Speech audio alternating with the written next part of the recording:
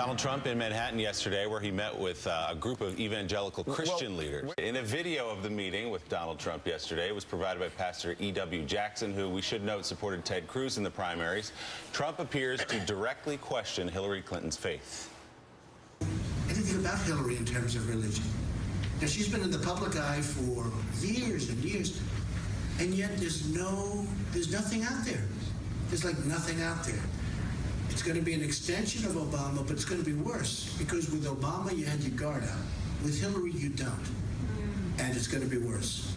So we haven't seen exactly what was said before that clip was shot, though Jackson said it was part of Trump's assertion that Republican candidates' beliefs are examined more closely than those of Democrats. This is not the first time Donald Trump has raised doubts about an opponent's faith. He's done the same for Barack Obama and Republican Mitt Romney, Dr. Ben Carson, and Ted Cruz.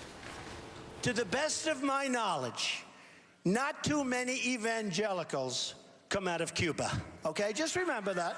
I'm Presbyterian. Boy, that's down the middle of the road, folks, in all fairness. I mean, Seventh-day Adventist, I don't know about. He's a choke artist. I can't believe. Are you sure he's a Mormon? Are we sure? He choked. Asked to clarify last night, Trump told ABC, quote, "I don't know much about her. Somebody asked me the question. I didn't bring it up. Somebody asked me the question." But according to ABC, no one asked the question. The Washington Post reports Trump won a standing ovation in another meeting for his pledge to appoint pro-life justices to the Supreme Court. Fox News reporter Todd Starnes noted there was, quote, "no mention of Jesus," and some leaders held out their support for Trump at a press conference afterward. People were saying, some of the people were saying, let's pray for our leaders. I said, well, you can pray for your leaders, and I agree with that. Pray for everyone. But what you really have to do is you have to pray to get everybody out to vote for one specific person. And we can't be, again, politically correct and say we pray for all of our leaders, because all of your leaders are selling Christianity down the tubes, selling the evangelicals down the tubes. And it's a very, very bad thing that's happening. I guess by a show of hands, or however you'd like to do it, how many of you have already or are willing today to say you'll support Donald Trump and offer your endorsement?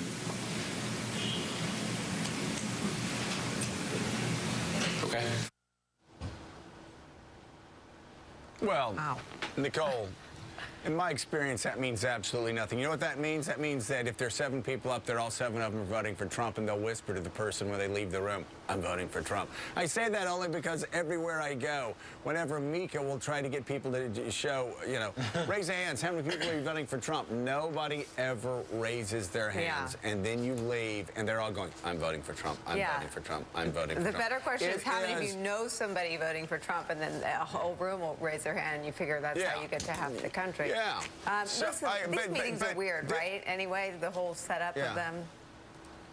They are weird, and Donald Trump is extraordinarily clumsy when it comes to dealing with evangelicals based upon my 20 years in politics of dealing with evangelicals and seeing other people deal with the evangelicals. But I talk to evangelicals, and a lot of evangelical leaders, they don't care. They believe there is a war of faith between Christianity and Islam, and they believe that Donald Trump is on their side, and he's willing to call out Islam. And I think after that, Planned Parenthood is a footnote. I believe in this community, there is the belief that there is a war of civilizations, there is a war of religion, and Donald Trump is the only person in America willing to stand up and say, "I'm on your side." And here's the other thing about evangelicals. We sort of, I think in the media, not around this table, but in many quarters, we talk about them like they're other. They are among the most pragmatic, savvy, and educated voters who participate in not just presidential cycles, but they're pretty regular voters, and they want to win. So I remember having this conversation before Iowa. How is it that Ted Cruz and Donald Trump are so close among evangelicals? Well, because evangelicals, I think, are among one of the largest groups to realize that the alternative in Hillary Clinton is certain to disappoint them. And so that in Donald Trump, they have someone who would appoint conservative judges. And they've actually, as voters, I mean, this was a meeting with their leaders, and I thought that was an awkward scene where they didn't raise their hand. But evangelical voters in primary after primary went in and voted for Donald Trump. Still ahead on Morning Joe, you just heard Donald Trump going after Hillary Clinton and her religious beliefs. We'll ask Ben Carson whether those comments are out of bounds.